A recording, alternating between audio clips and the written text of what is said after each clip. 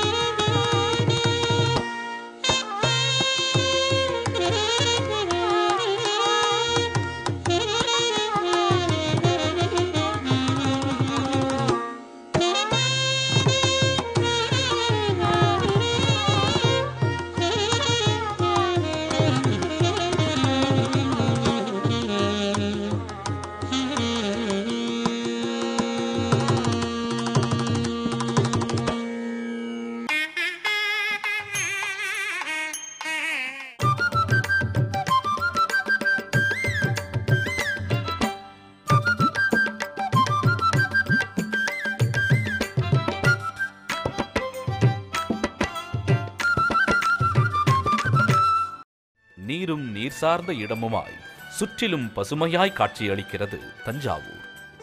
இங்கிருந்து சுமார் 9 கிலோமீட்டர் தொலைவில் அமைந்துள்ளது கண்டியூர்.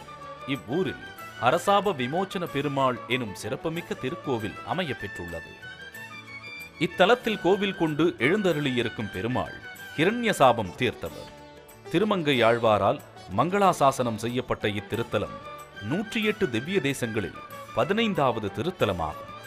கோவிலின் பிரதான ராஜகோபுரம் கிழக்கு முகமாய் அமைந்துள்ளது. 3 நிலையுடன் 5 கலசம் அமைந்த அழகிய ராஜகோபுரம். இக்கோபுரத்தில் கலசங்கள் அருகே நின்ற நிலையில் அருள் வழங்கியபடி பெருமாள் திருக்காட்சி. கோபுரத்தின் உட்பக்கம் தசாவதார சிற்ப வேலைப்பாடுகள், ஆயர்கலைகளை விளக்கும் விதமாய் சிற்பங்கள். இதனை கமல விமானம் எனவும் சொல்லுவர். மூலவருக்கு பலிநாதன் என பெயரும் உண்டு. திரேதாயுகத்தில் மகாபலி சக்கரவர்த்தியால் இப்பெருமான் பிரதிஷ்டை செய்யப்பட்டதால் இவருக்கு இப்பெயர் உள்ளது. கமலாரண்ய கஷேத்திரம் எனவும் அழைப்பர். மூலவர் கோபுரத்தில் தாயாருடன் பெருமாள் நின்ற நிலையில் தரிசனம் அருளுகிறார்.